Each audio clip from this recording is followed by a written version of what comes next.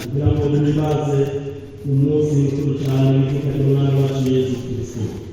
Dusabwa kwitegura kugira ngo dukore akanyamuneza tuzakire kwizera. Ijambo ry'Imana twumva ni Yesu abwiriza mu muryango wa Dawidi.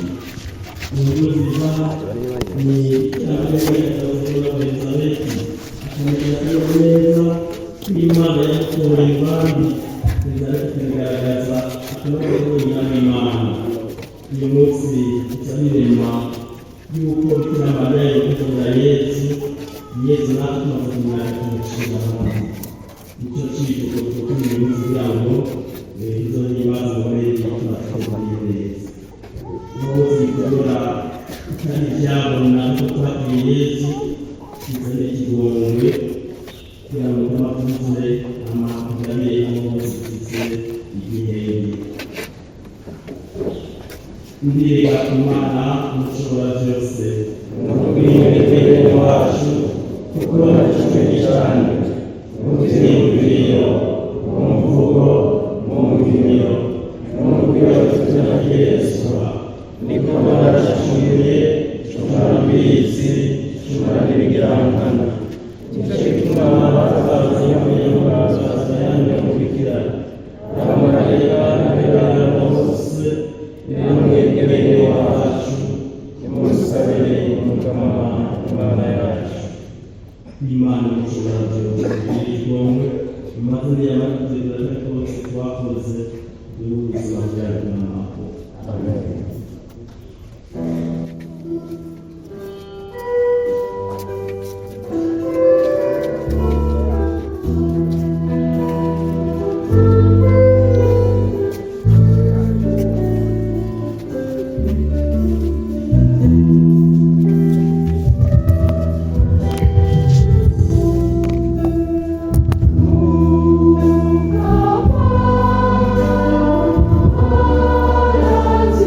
you.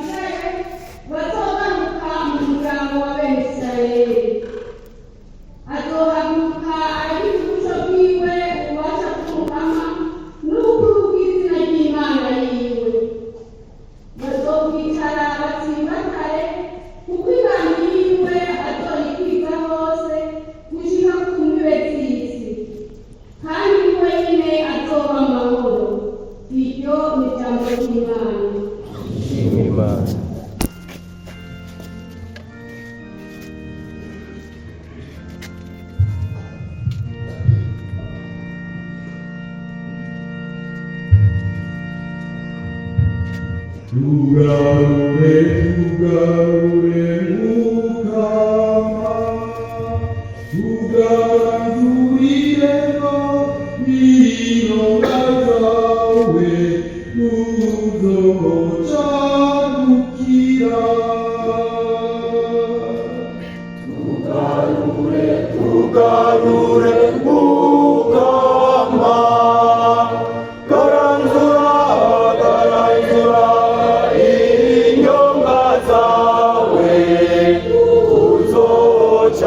tuzocadukira umwere w'Isirayeli tega ugutwi wewe uyoboreze kumusho wewe wicaye hejuru y'abakerubi n'intamazura imbere ya Efurayimu Benyamini na Manase by'ubutwari bwawe uze kubyukiza tugarure mukama garanzura inyonga zawe tuzocadukira mana y'ingabo turagutakambira ugaruke kandi uri mw'ijuru witegereze uheze ubwenge uwo muzabibu hingira uwo muzabibu wiyandikire n'uburyo bwawe ubangaza umuhungu wawe wikomereje wewe nyene tugarure mukama garanzura inyonga zawe tuzocadukira ikiganza gikingire umuntu washize iburyo bwawe uwo mwene Adamu wikomereje wewe nyene nituzoba tukikubiyumva utubesheho natwe tuzokwambaza izina ryawe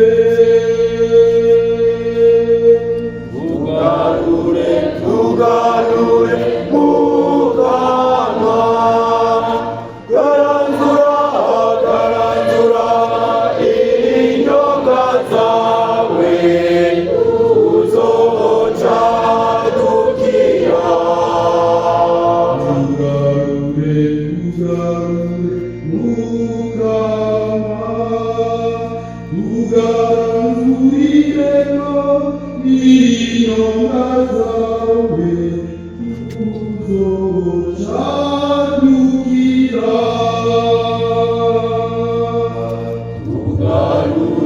tugarure mukama garanzura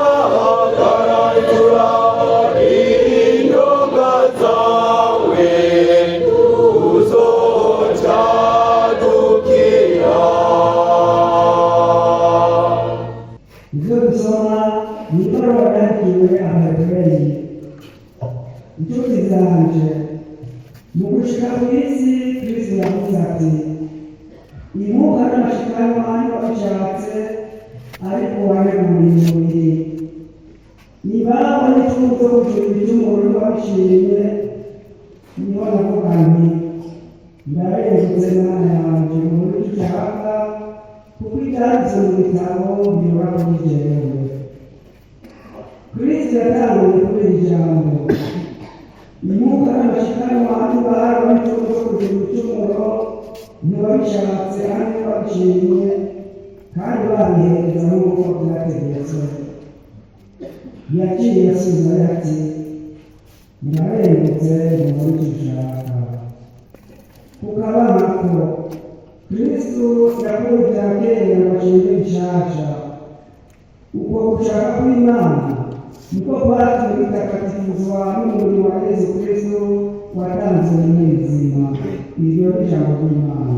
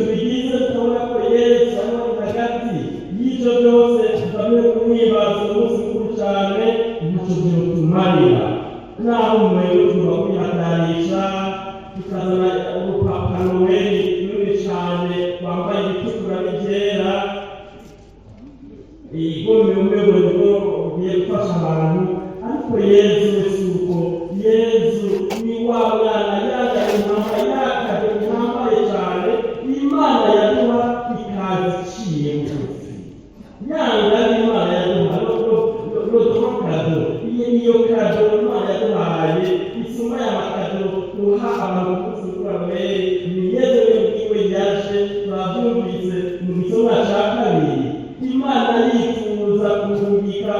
gucungura abantu mw'ijuru. Yesu aravuga ati dawe ndarengukira uko ushaka. Ngiyo rero nako akagaruka gahambaye kaho Kristo wenyene amaze kuvuga iryo jambo, Imana yaranguye umugambi wo kugira umukiza w'umukiza. Uwo nawe sinundi twabyumvise mu gikorwa cya mbere cyavuye mu gitabo cy'umuhanuzi Mishe. Si ubushoza bwambaye cyane bavuga Yerusalemu cyarakomeye cyane, nyabuna azoza aciye bugufi yongera avukire mu gisagara gitoyi kitamenyekanye cyane, Betelehemu, icuka mu bindi bisagara, icuka mu bindi miryango ya Isirayeli. Kubera iki none uwo Yesu azovukira i Betelehemu? Ari Betelehemu ni ukubera ko hari umuryango wande wa Dawudi, kandi Mesiya azoza kuri mu muryango wa Dawudi. Aho i Betelehemu ni hahandi umuhanuzi Samuweli atumye n'Imana yagenda agasiga umwami Dawudi mwene Yese muri babandi bene wabo bashikirwe.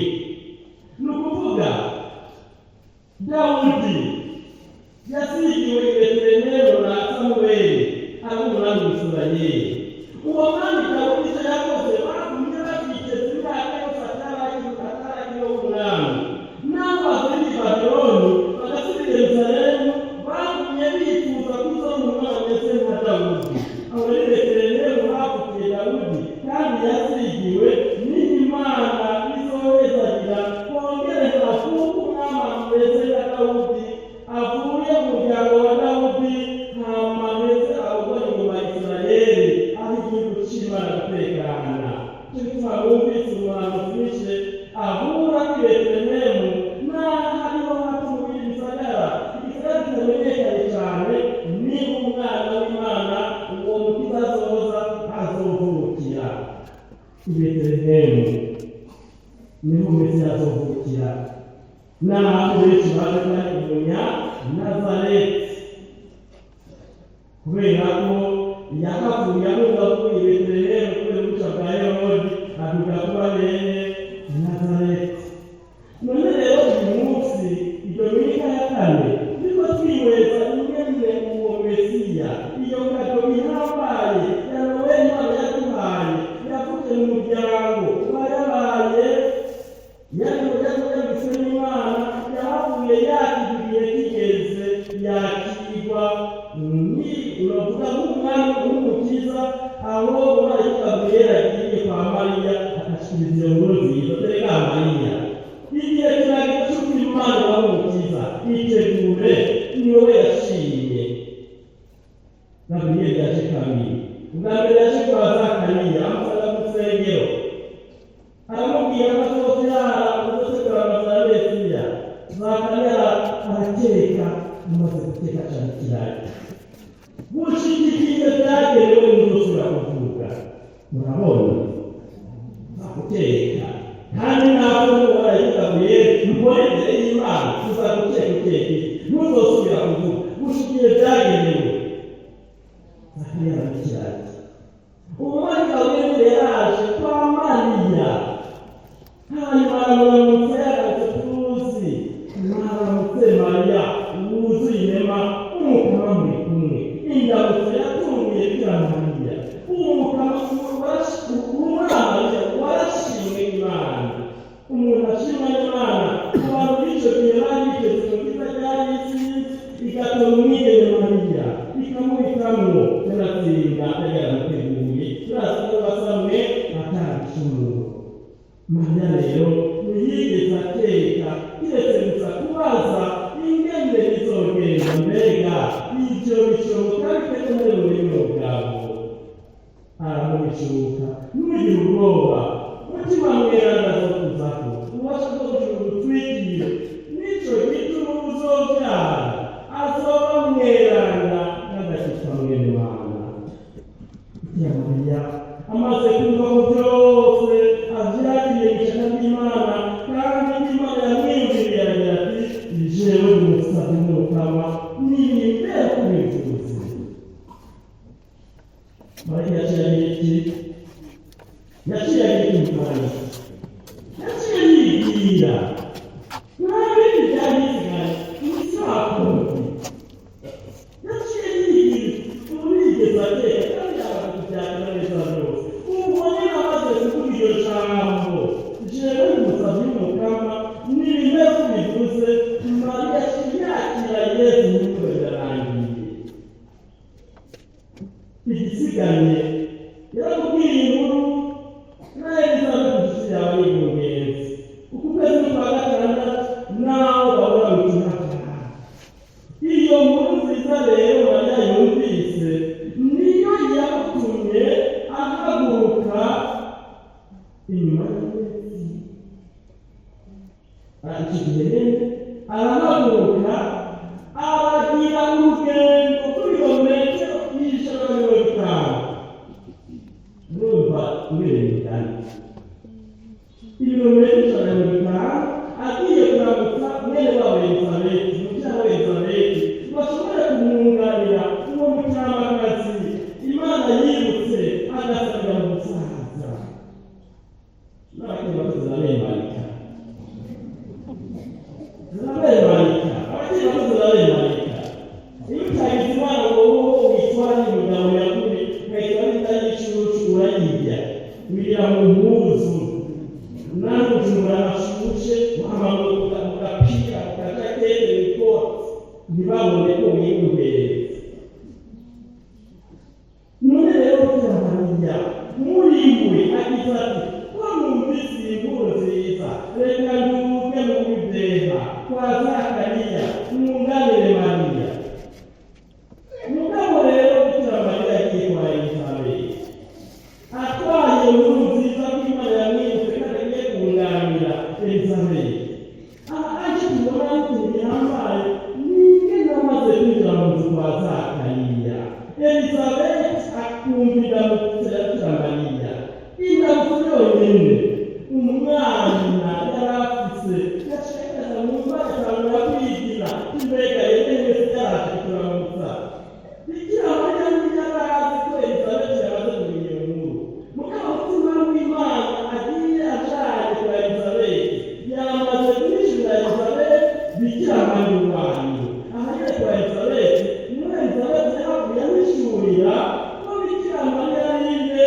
nyina w'Imana la visitation nyina w'Imana mbega iryo teka ry'uko nyina w'umukama wanje aza kundamutsa ndaritewe n'iki Elizabeti Mariya ntiyigeze abwira Elizabeti kureka Elizabeti nanje Imana yanyibutse nicewe yashimye uzovyamuriza yo Elizabeti Imana yandayiteka oya abaganga yakuye gucika kwa Elizabeti asanga Elizabeti byose arabizi kubera inyuma y'umutima mweranda iryo teka ry'ukuntu kuko washaka kundamutsa ndaritewe n'iki mbaye nshobora kubwira muteme yawe umwana akosereza mu mbani reka urahiriwe Mariya urahiriwe wowe weye kwibazo kuno kumazo cyane wizotaha tugahana munsi aho tuzirikana uko Mariya yagiye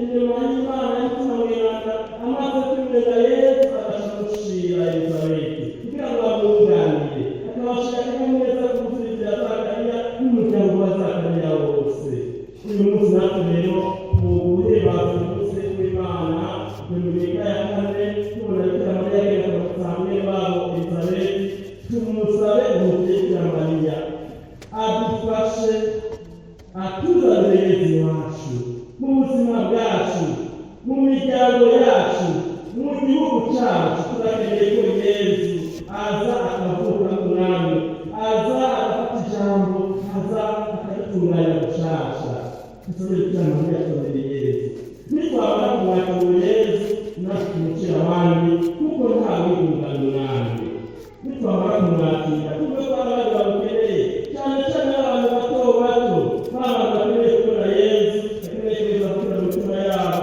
bamushe tubaruhurire kuko twamenye Yesu tumukira abandi uyu munsi rero Bikira Mariya abandi natwe abakeneye kwa Muganga kugira ngo bombi baze iwacu twese tuzarohe tuyimba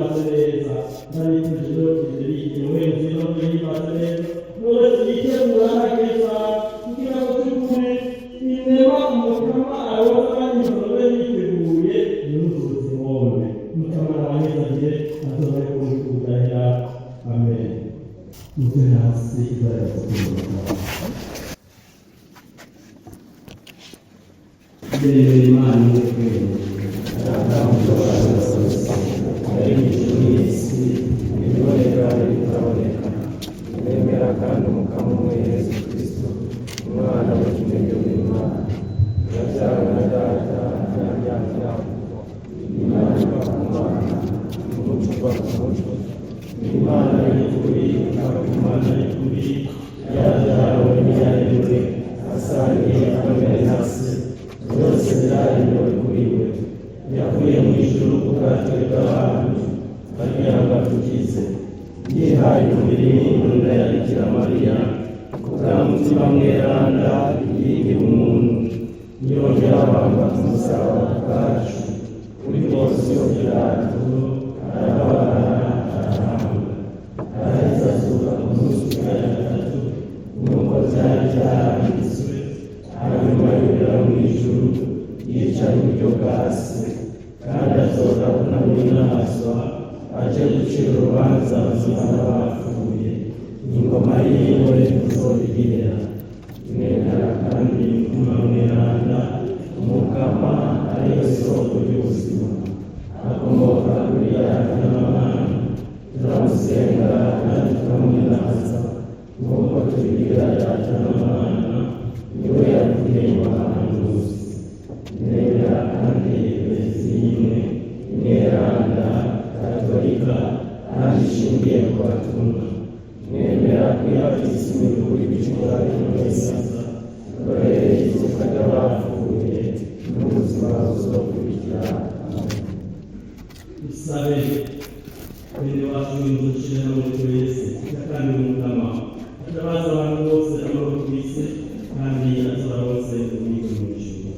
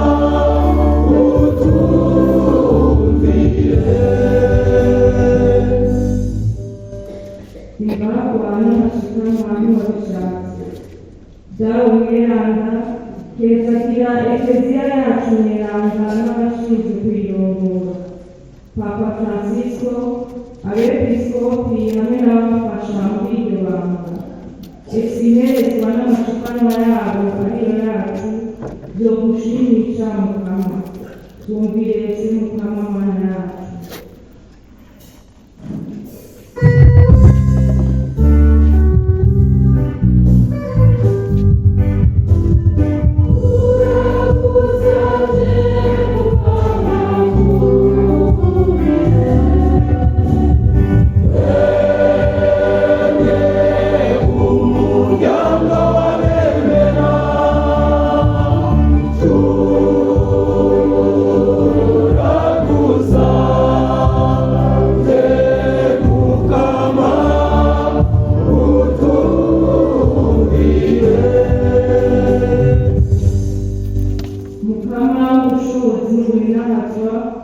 Rabana umwitwarariko abo washinze kurongora ibihugu byose byo ku isi, na cyane cyane ab'igihugu cyacu cy'Uburundi. Mutima wawe mweranda ababere umuntu ibikorwa byabo barimo byo gutegura imigambi myiza bazoshikiriza igihugu cyawe. Twumvire Mukama Mana yacu.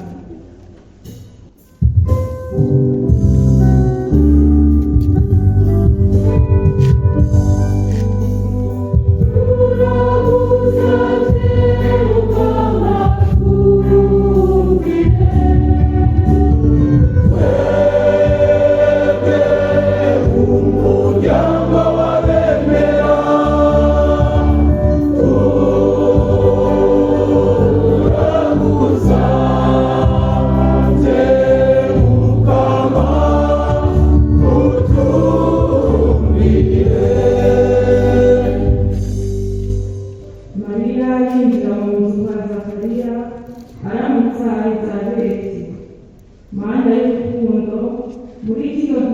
twinjiye mu nzu y'umukiza wacu duha inema yo kurondera bene wacu bahananiwe n'imitwaro itandukanye duheze tubashe gusangira nabo ibyo tuzoba twaronse. Twumvire se Mukama Mana yacu.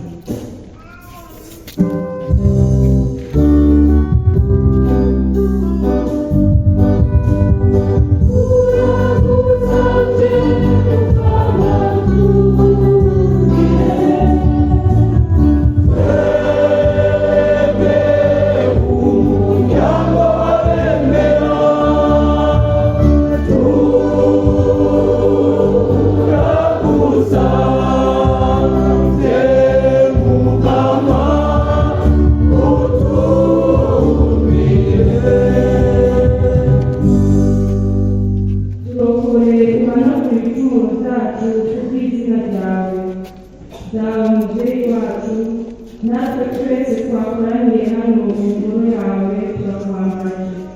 Turungikire umutima wawe mweranda aturemeshe igihe twinjira umukiza wacu Yesu Kristo. Nyaguhimbazwa Bikira Mariya mubyeyi wacu, natubere mu ngoro, yongere atwongereze ingoga mu bikorwa turimo twavuga isengero yacu. Twumvire se Mukama Mana yacu.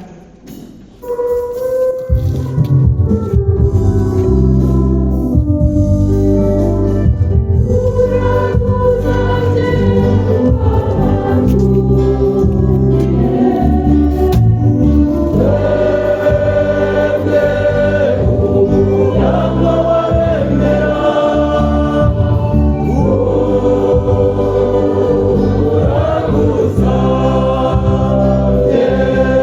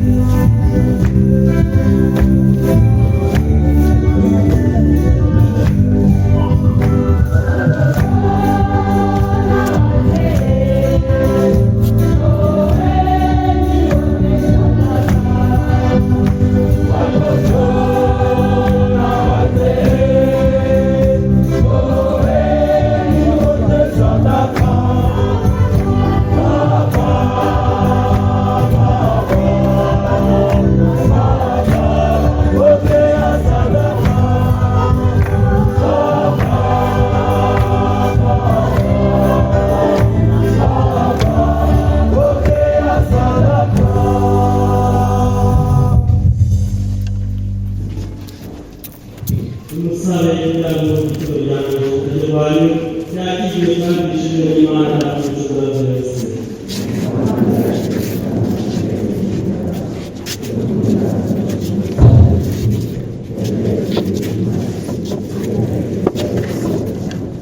Sabe, nakuzamye kugamani kitano wangu kuye zakari yawe nikenda tukuze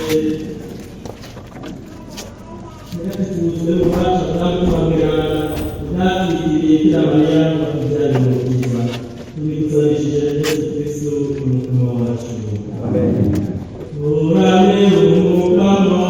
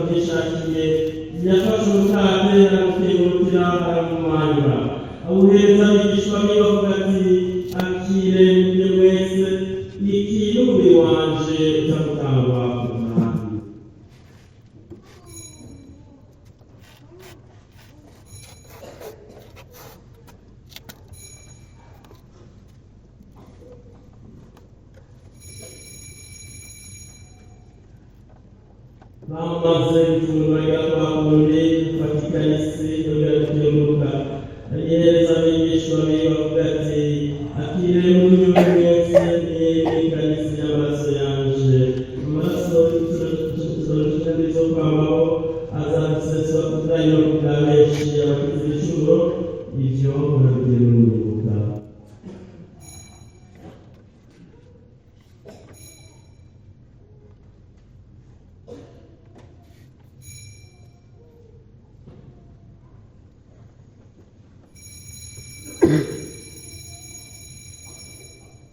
Hallelujah.